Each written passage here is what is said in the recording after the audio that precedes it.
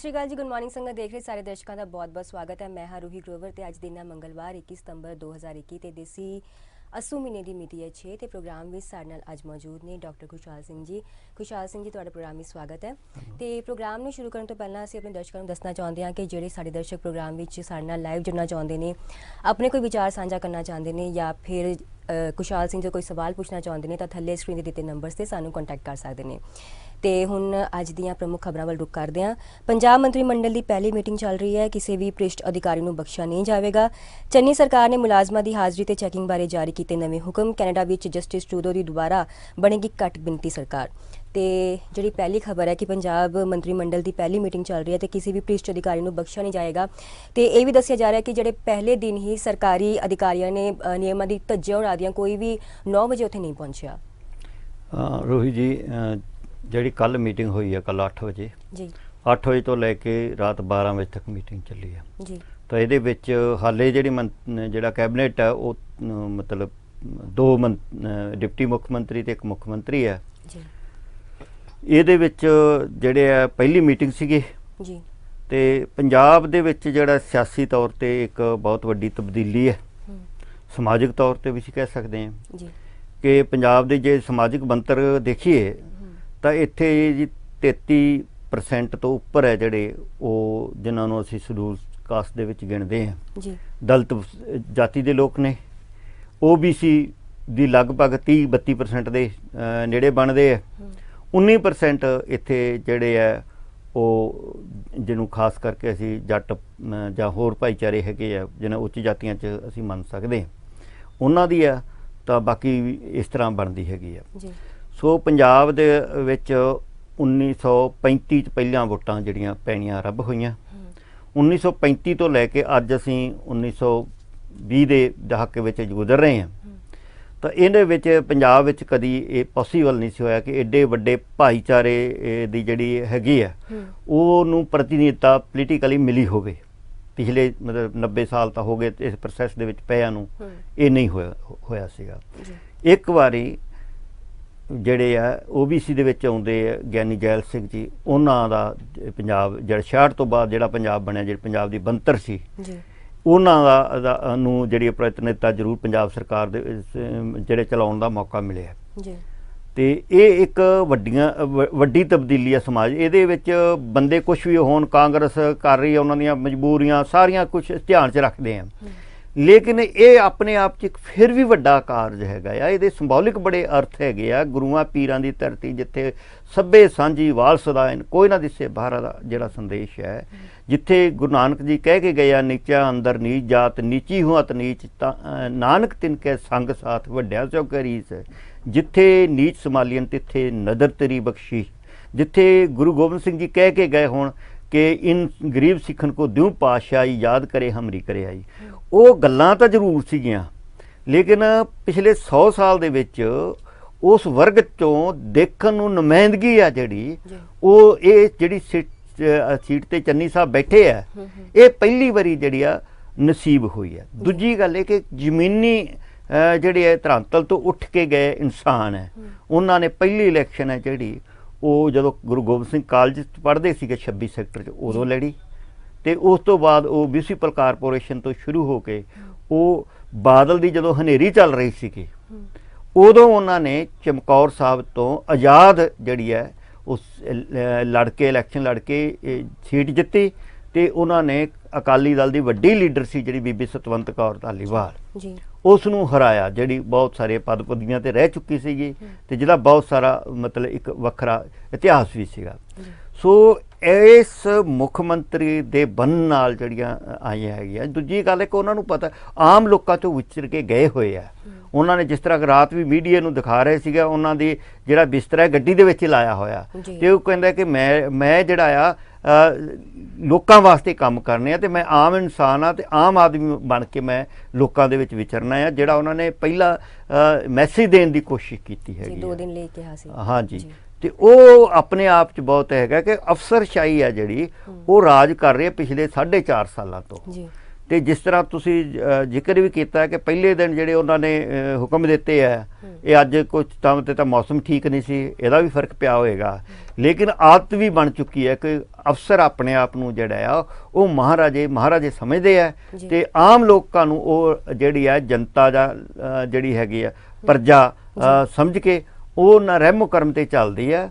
ਸੋ ਇਸ ਰੁਝਾਨ ਨੂੰ ਕੋਈ ਬਟਨ ਦੱਬ ਕੇ ਇੱਕੋ ਦਮ ਤਾਂ ਦਰੁਸਤ ਨਹੀਂ ਕੀਤਾ ਜਾ ਸਕਦਾ, ਪਰ ਸਰਕਾਰ ਦੇ ਜਿਹੜੇ ਇੰਡੀਕੇਸ਼ਨ ਹੁੰਦੇ ਆ, ਜਦੋਂ ਇੰਡੀਕੇਸ਼ਨ ਸਰਕਾਰ ਦੇ ਉੱਤੇ ਬੈਠੇ ਰਾਜੇ ਦੇ ਚੰਗੇ ਹੋਣ ਤੇ ਉਹਦਾ ਜਿਹੜਾ ਫਰਕ ਪੈ ਜਾਂਦਾ ਆ। ਹੁਣ ਸਰਕਾਰ ਹਾਲੇ ਕੱਲ ਪਹਿਲੇ ਦਿਨ ਉਹਨਾਂ ਨੇ ਸ਼ੁਰੂਆਤ ਕੀਤੀ ਹੈ ਤੇ ਮੈਨੂੰ ਲੱਗਦਾ ਕਿ ਆਉਣ ਵਾਲੇ 5-10 ਦਿਨਾਂ ਦੇ ਵਿੱਚ ਇਹਦੇ ਅਸਰ ਦਿਖਾਈ ਦੇਣਗੇ।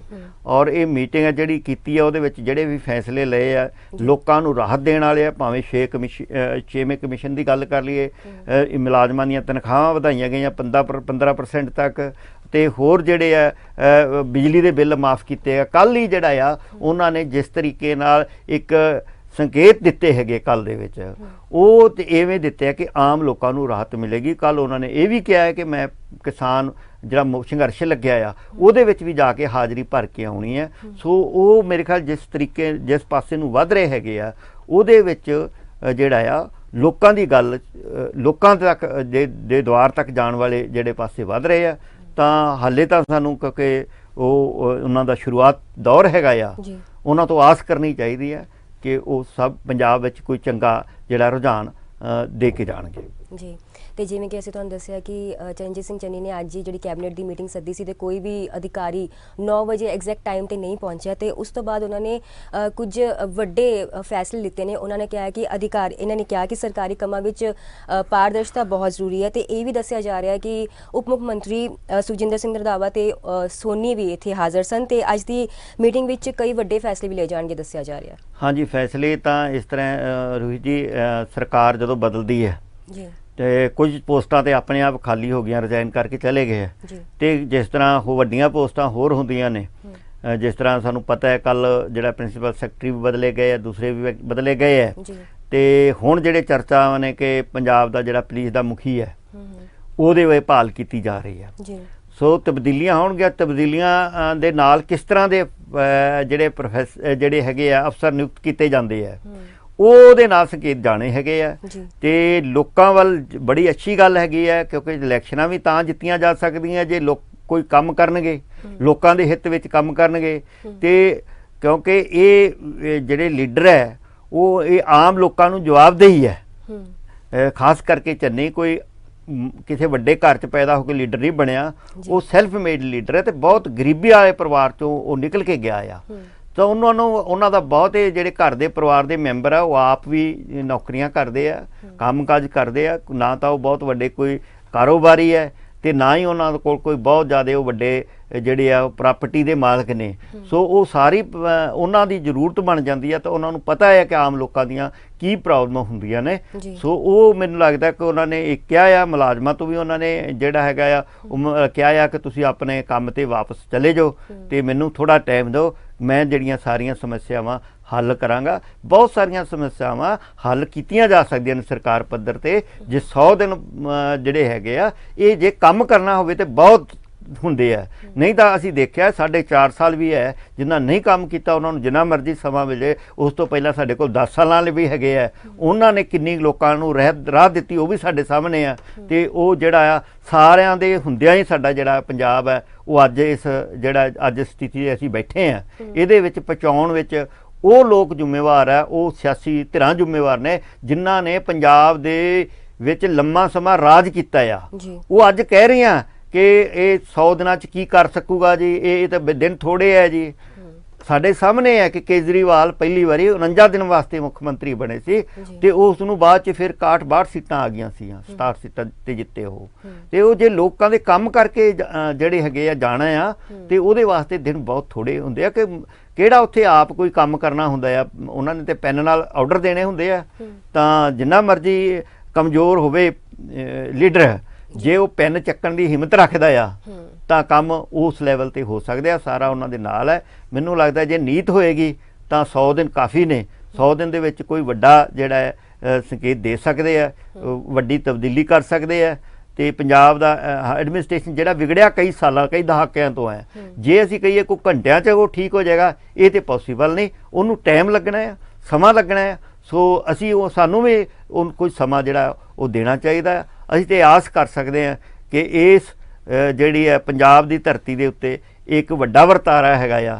ਪਹਿਲੀ ਵਾਰੀ 100 ਸਾਲਾਂ ਦੇ ਵਿੱਚ ਜਿਹੜੇ ਨੀਚ ਕਹੇ ਜਾਣ ਵਾਲੇ ਲੋਕ ਨੇ, ਅਖੌਤੀ ਤੌਰ 'ਤੇ ਜਿਨ੍ਹਾਂ ਨੂੰ ਨੀਚ ਕਿਹਾ ਜਾਂਦਾ ਹੈਗਾ ਆ, ਉਹਨਾਂ ਦੇ ਵਰਗ 'ਚੋਂ ਵੱਡਾ ਬੰਦਾ ਹੈ ਜਿਹੜਾ ਉਹ ਸੀਟ ਤੇ ਬੈਠਾ ਹੈ, ਜਿਹੜੀ ਸੀਟ ਪੰਜਾਬ ਦਾ ਮਹਾਰਾਜਾ ਖਾਲੀ ਕਰਕੇ ਗਿਆ ਆ। ਇਹ ਬਹੁਤ ਸਾਨੂੰ ਆਸ ਕਰਨੀ ਚਾਹੀਦੀ ਹੈ ਕਿ ਇਹਦੇ ਨਾਲ ਕੋਈ ਵੱਡੀ ਤਬਦੀਲੀ ਆਏਗੀ।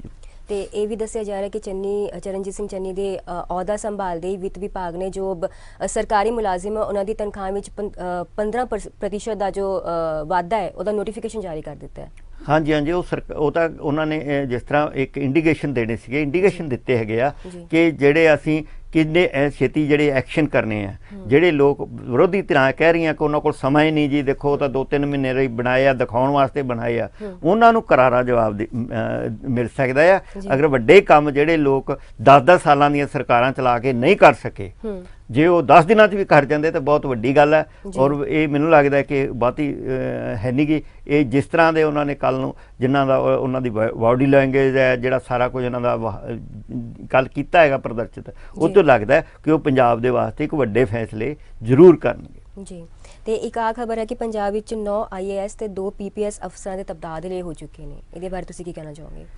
ਹਾਂਜੀ ਰੋਹਿਤ ਜੀ, ਇਸ ਤਰ੍ਹਾਂ ਹੈ ਕਿ ਸਰਕਾਰ ਜਦੋਂ ਬਦਲਦੀ ਹੈ ਤਾਂ ਸਰਕਾਰ ਦਾ ਬਹੁਤ ਮਹੱਤਵਪੂਰਨ ਭਾਗ ਹੁੰਦੇ ਆ ਜਿਹੜੇ IAS ਅਫਸਰ ਹੁੰਦੇ ਆ, ਸੈਕਟਰੀ ਹੁੰਦੇ ਆ। ਸੋ ਇਹਨਾਂ ਦੀ ਤਬਦੀਲੀ ਕਿਉਂਕਿ ਆਪਣੇ ਚਹੇਤਿਆਂ ਨੂੰ ਲਾਇਆ ਜਾਂਦਾ ਆ। ਅਮਰਿੰਦਰ ਸਿੰਘ ਨੇ ਪਹਿਲਾਂ ਆਪਣੇ ਚਹੇਤਿਆਂ ਨੂੰ ਲਾਇਆ ਹੋਇਆ ਸੀਗਾ। ਬਹੁਤ ਜਿਹੜੀਆਂ ਮਹੱਤਵਪੂਰਨ ਪੋਸਟਾਂ ਨੇ, ਇੱਕ ਤਾਂ ਵਿੰਨੀ ਮਹਾਜਨ ਦੀ ਸਾਡੇ ਕੋਲ ਉਦਾਹਰਨ ਹੈ।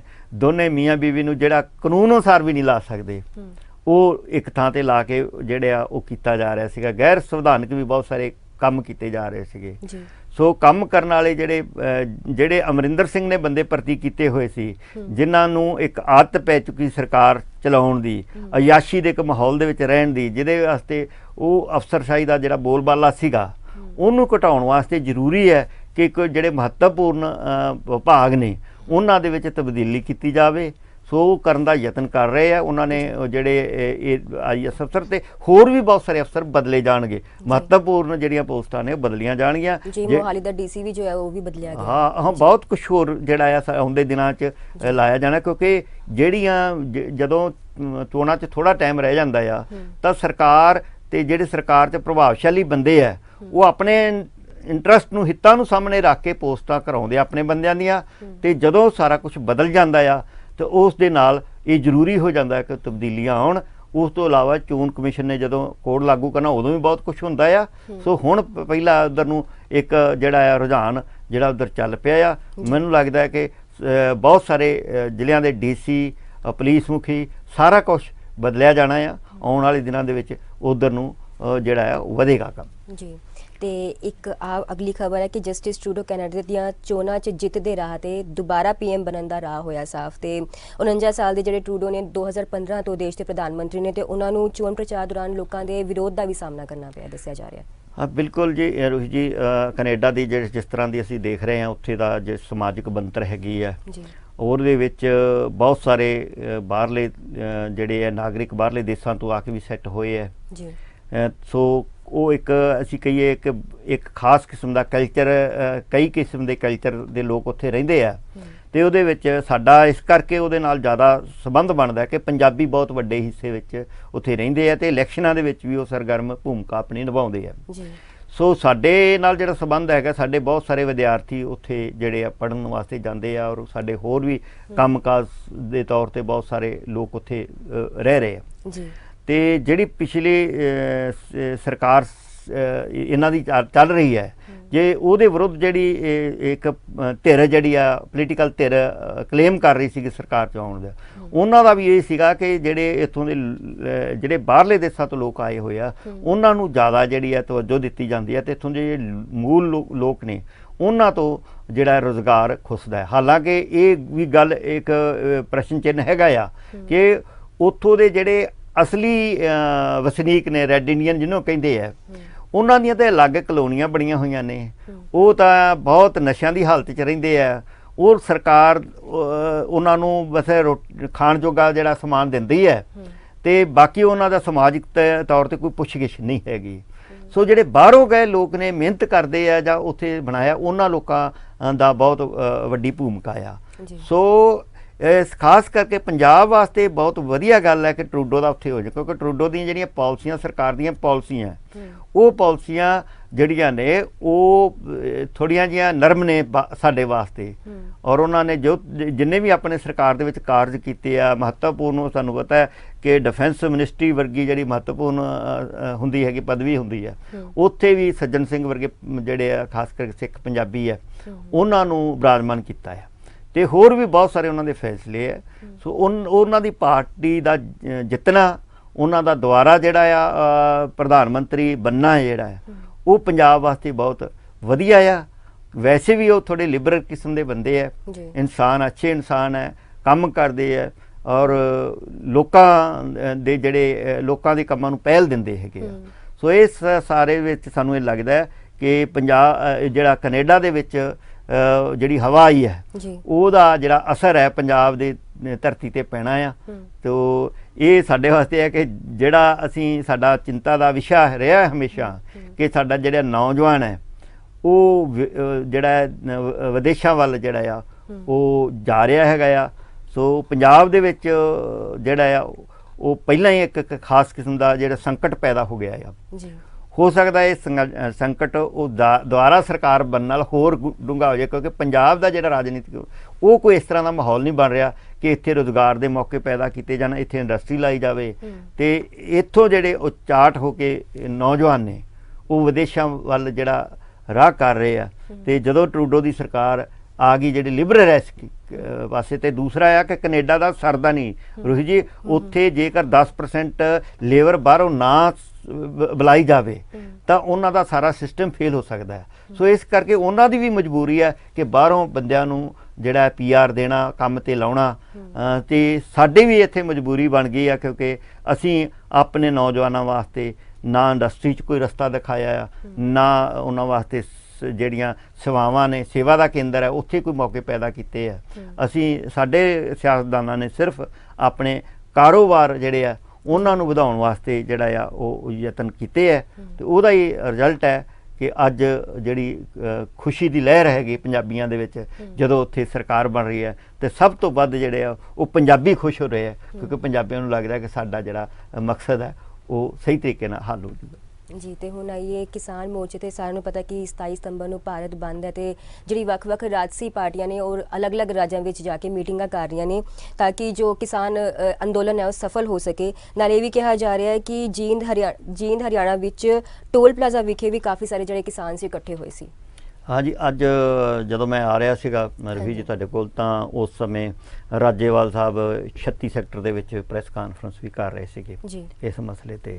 ਤਾਂ ਕਿਸਾਨ ਲੀਡਰਸ਼ਿਪ ਬਹੁਤ ਵੱਡੇ ਪੱਧਰ ਤੇ ਲੱਗੀ ਹੋਈ ਹੈ ਇਸ ਸੰਘਰਸ਼ ਨੂੰ ਕਾਮਯਾਬ ਕਰਨ ਵਾਸਤੇ, ਤੇ ਉਹਨਾਂ ਨੇ ਜਿਹੜਾ ਉਹਨਾਂ ਦਾ ਵੱਡਾ ਟਾਰਗੇਟ ਹੈਗਾ ਆ ਕਿ ਪੰਜਾਬ ਦੇ ਵਿੱਚ ਹਾਲਾਤ ਹੋਰ ਤਰ੍ਹਾਂ ਦੇ ਨੇ, ਕਿਉਂਕਿ ਉਹਨਾਂ ਨੇ ਸੈਂਟਰ ਲੈਵਲ ਤੇ ਕਿਸਾਨ ਜਿਹੜਾ ਮੋਰਚਾ ਉਹਨੇ ਫੈਸਲਾ ਕੀਤਾ ਕਿ ਬੀਜੇਪੀ ਨੂੰ, ਅਸੀਂ ਬੀਜੇਪੀ ਦਾ ਵਿਰੋਧ ਕਰਨਾ, ਉਹਨੂੰ ਸੱਤਾ 'ਚ ਨਹੀਂ ਆਉਣ ਦੇਣਾ। ਤੇ ਪੰਜਾਬ 'ਚ ਬੀਜੇਪੀ ਸੱਤਾ 'ਚ ਹੈ ਨਹੀਂ, ਇੱਥੇ ਪੋਜੀਸ਼ਨ ਉਹਨਾਂ ਦੀ ਹੋਰ ਕਿਸਮ ਦੀ ਹੈ, ਕਿਉਂਕਿ ਇੱਥੇ ਤਾਂ ਉਹ ਹੈ ਨਹੀਂ ਮੇਨ। ਸੋ ਬਾਕੀ ਦੇ ਵਿੱਚ ਥਾਵਾਂ ਤੇ ਜਿੱਥੇ ਯੂਪੀ ਜਾਣਾ ਆ, ਉੱਤਰਾਂਚਲ ਜਾਣਾ, ਕਿਤੇ ਹੋਰ ਪਾਸੇ ਜਾਣਾ, ਤਾਂ ਉੱਥੇ ਬੜਾ ਕਲੀਅਰ ਹੈ, ਉਹਨਾਂ ਨੇ ਕਹਿ ਦੇਣਾ ਵੀ ਜਾ ਕੇ ਇੱਕ ਮੈਸੇਜ ਦੇ ਦੇਣਾ ਕਿ ਬੀਜੇਪੀ ਨੂੰ ਹਰਾਓ, ਜਿਸ ਤਰ੍ਹਾਂ ਉਹਨਾਂ ਨੇ ਬੰਗਾਲ ਦੇ ਵਿੱਚ ਕੀਤਾ ਸੀਗਾ। ਸੋ ਉਹਦੇ ਵਿੱਚ ਯੂਪੀ ਸਟੇਟ ਬਹੁਤ ਵੱਡੀ ਹੈ, ਤੇ ਪੱਛਮੀ ਯੂਪੀ ਦੇ ਵਿੱਚ ਕਿਸਾਨਾਂ ਦਾ ਬੜਾ ਬੋਲਬਾਲਾ ਹੈਗਾ ਆ। ਇਹ ਕਿਸਾਨ ਸੰਘਰਸ਼ ਦਾ ਜਿਹੜਾ ਉਹ ਅਸਰ ਵੀ ਹੈਗਾ ਉੱਥੇ। ਸੋ ਉੱਧਰੋਂ ਜਿਹੜਾ ਆ ਉਹ ਸ਼ੁਰੂਆਤ ਕਰਕੇ ਮੋਦੀ ਵਾਸਤੇ ਇੱਕ ਥ੍ਰੈਟ ਕਾਇਮ ਕਰਨਾ ਚਾਹੁੰਦੇ ਆ ਪੋਲੀਟੀਕਲੀ, ਤੇ ਲੱਗਦਾ ਵੀ ਹੈਗਾ ਸਰਕਾਰ ਵੀ, ਉਹਦੇ ਭਾਰਤ ਸਰਕਾਰ ਵੀ ਇਸ ਮੂਡ 'ਚ ਹੈ ਕਿ ਗੱਲਬਾਤ ਚਲਾ ਰਹੀ ਹੈ, ਕਿ ਇਹ ਵੀ ਕਨਸੋਆਂ ਮਿਲ ਰਹੀਆਂ ਨੇ ਕਿ ਅਮਰਿੰਦਰ ਸਿੰਘ ਦੇ ਥਰੂ ਉਹ ਕਿਸਾਨਾਂ ਦਾ ਮਸਲਾ ਵਿੱਚ ਪਾ ਕੇ ਹੱਲ ਕਰਨਾ ਚਾਹੁੰਦੇ ਆ। ਤੇ ਫਿਰ ਅਮਰਿੰਦਰ ਸਿੰਘ ਨੂੰ ਆਪਣੇ ਵਾਸਤੇ ਅੱਗੇ ਐਵੇਂ ਦੀਆਂ ਵੀ ਖਬਰਾਂ ਆ ਰਹੀਆਂ ਨੇ ਕਿ ਪੰਜਾਬ ਦੇ ਵਿੱਚ ਵੱਡਾ ਚਿਹਰਾ ਬਣਾ ਕੇ ਉਹ ਜਿਹੜਾ ਆ ਇਲੈਕਸ਼ਨ ਵਿੱਚ ਵੀ ਆਪਣੇ ਜਿਹੜਾ ਪੈਰ ਜਮਾਉਣ ਦੀ ਕੋਸ਼ਿਸ਼ ਕਰ ਸਕਦੀਆਂ ਨੇ, ਜਿਹੜੀਆਂ ਹੁਣ ਤੱਕ ਬਾਹਰ ਆ ਰਹੀਆਂ ਹੈਗੀਆਂ ਸੂਚਨਾਵਾਂ।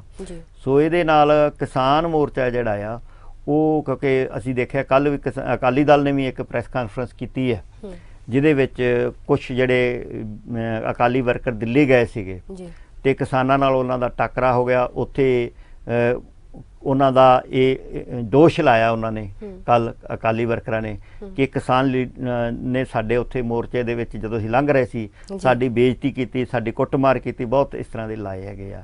ਤੇ ਇਹਦੇ ਵਿੱਚ ਤਾਂ ਰੂਹੀ ਜੀ ਜਿਹੜੇ ਪੰਜਾਬ ਦੇ ਪਿੰਡਾਂ ਦੇ ਵਿੱਚ ਵਿਚਰਦੇ ਆ, ਜਿਨ੍ਹਾਂ ਨੂੰ ਸਮਝ ਹੈ, ਉਹਨਾਂ ਨੂੰ ਪਤਾ ਆ ਕਿ ਪੰਜਾਬ ਦਾ ਜਿਹੜੇ ਲੋਕ ਨੇ ਉਹ 10 ਸਾਲਾਂ ਦੀ ਜਿਹੜੇ ਅਕਾਲੀ ਸਰਕਾਰ ਹੈ ਉਹਦੇ ਕਾਰਜਕਾਰ ਤੋਂ ਤਾਂ ਦੁਖੀ ਹੈ ਹੀ ਸੀਗੇ। ਜੇ ਜ਼ਿਆਦਾ ਗੁੱਸਾ ਹੈਗਾ ਆ ਉਹ ਗੁਰੂ ਗ੍ਰੰਥ ਸਾਹਿਬ ਦੀ ਬੇਅਦਬੀ ਨੂੰ ਲੈ ਕੇ ਹੈਗਾ ਆ। ਸੋ ਉਹਦਾ ਜਿਹੜਾ ਆ ਅਸਰ ਹੈ ਉਹ ਭਾਵੇਂ ਉਹ ਕਿਸਾਨਾਂ ਲੀਡਰਾਂ ਦੇ ਵਿੱਚ ਹੋਣ, ਆਫਟਰ ਆਲ ਹੈਗੇ ਵਾਸੀ ਤਾਂ ਪੰਜਾਬ ਦੇ ਆ। ਸੋ ਇਸ ਕਰਕੇ ਉਹਨਾਂ ਦਾ ਵਿਰੋਧ ਜਿਹੜਾ ਆ ਉਹ ਲਗਾਤਾਰ ਹੋ ਰਿਹਾ ਆ। ਤੇ ਉਹਨਾਂ ਨੇ ਵੀ ਚਿੱਠੀ ਲਿਖੀ ਆ ਅਕਾਲੀ ਦਲ ਨੇ ਕਿਸਾਨ ਕਿ ਤੁਸੀਂ ਇਹਦੇ ਤੇ ਸਪਸ਼ਟੀਕਰਨ ਦਿਓ ਕਿ ਉਹ ਬੰਦੇ ਤੁਹਾਡੇ ਸੀ ਜਾਂ ਬਾਹਰੋਂ ਏਜੰਸੀਆਂ ਦੇ ਬੰਦੇ ਹੈ। ਤੇ ਉਹ ਜਿਹੜਾ ਪੈਰਾਫਰੀ ਏਰੀਆ ਹੈਗਾ ਆ, ਸਿੰਘੂ ਬਾਰਡਰ ਹੋ ਗਿਆ, ਟਿੱਕਰੀ ਬਾਰਡਰ, ਉਹ ਤੁਹਾਡਾ ਆ, ਕਿਸਾਨਾਂ ਦਾ ਆ। ਤੇ ਉੱਥੇ ਤੁਹਾਡੀ ਜ਼ਿੰਮੇਵਾਰੀ ਬਣਦੀ ਹੈ, ਉੱਥੇ ਜਿਹੜੀਆਂ ਘਟਨਾਵਾਂ ਬਣਦੀਆਂ ਉਹਨਾਂ ਪ੍ਰਤੀ ਦੇਖੋ ਕਿਸਾਨ ਕੀ ਜਵਾਬ ਦਿੰਦੇ ਆ। ਤੇ ਅਕਾਲੀ ਦਲ ਵਾਸਤੇ ਵੀ ਇੱਕ ਵੱਡਾ ਜਿਹੜਾ ਸੰਕਟ ਪੈਦਾ ਹੋ ਗਿਆ ਆ। ਉਹ ਇੱਕ ਪਾਸੇ ਕਿਸਾਨ ਨਾਰਾਜ਼ ਨੇ, ਸਿੱਖ ਸੰਗਤਾਂ ਪਹਿਲਾਂ ਹੀ ਨਾਰਾਜ਼ ਨੇ ਉਹਨਾਂ ਦੀ ਕਾਰਜਕਾਰੀ ਤੋਂ, ਬੇਅਦਬੀਆਂ ਨੂੰ ਲੈ ਕੇ।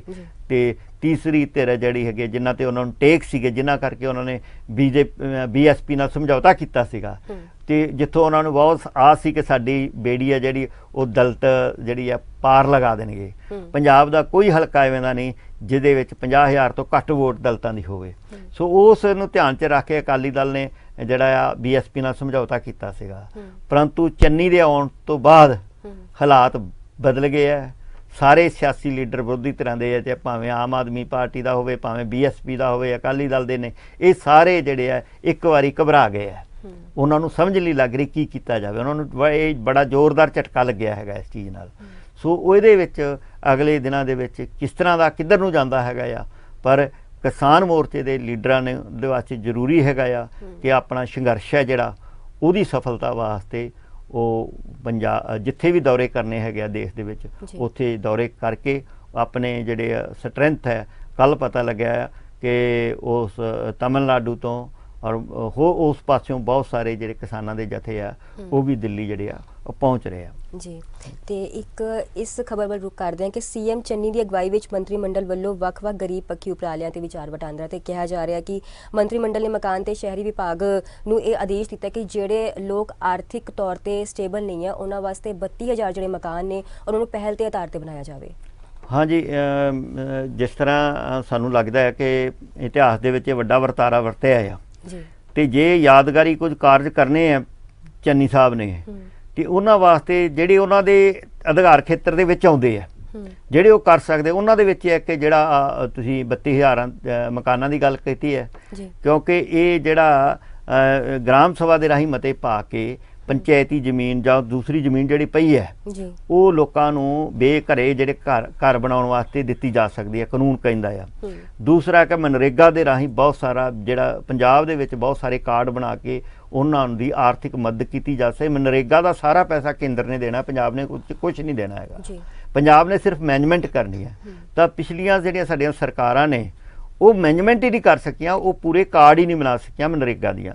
ਮਨਰੇਗਾ ਦੇ ਰਾਹੀਂ ਤੁਸੀਂ ਜਿਹੜੇ ਛੋਟੇ ਜ਼ਿਮੀਂਦਾਰ ਨੇ, ਕਿਸਾਨ ਨੇ, 2, 4, 5 ਕਿੱਲਿਆਂ ਤੋਂ ਘੱਟ ਜਿਹਦੀ ਜ਼ਮੀਨ ਹੈ, ਉਹਨੂੰ ਆਪਦੇ ਖੇਤ ਵਿੱਚ ਕੰਮ ਕਰਕੇ ਵੀ ਮਨਰੇਗਾ ਦੀ ਮਜ਼ਦੂਰੀ ਦੇ ਪੈਸੇ ਮਿਲ ਸਕਦੇ ਆ।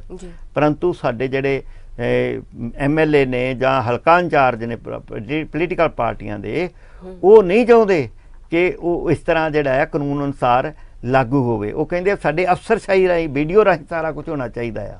ਸੋ ਜੇ ਉਹ ਪੰਚਾਇਤਾਂ ਨੂੰ ਅਧਿਕਾਰ, ਲੋਕਾਂ ਨੂੰ ਅਧਿਕਾਰ ਦੇਣ ਤੇ ਮੈਨੂੰ ਲੱਗਦਾ ਕਿ ਇਸ ਪਾਸੇ ਚੰਨੀ ਸਾਹਿਬ ਵਧਣਗੇ, ਕਿਉਂਕਿ ਉਹਨਾਂ ਦਾ ਇਤਿਹਾਸਿਕ ਕਾਰਜ ਹੋ ਸਕਦੇ ਆ ਕਿ ਜਿਸ ਜੀ ਇਸ ਮੁੱਦੇ ਨੂੰ ਕੰਟੀਨਿਊ ਰੱਖਾਂਗੇ। ਫਿਲਹਾਲ ਇੱਕ ਅੰਤਰਾਲ ਦਾ ਵੇਲਾ ਹੋ ਗਿਆ।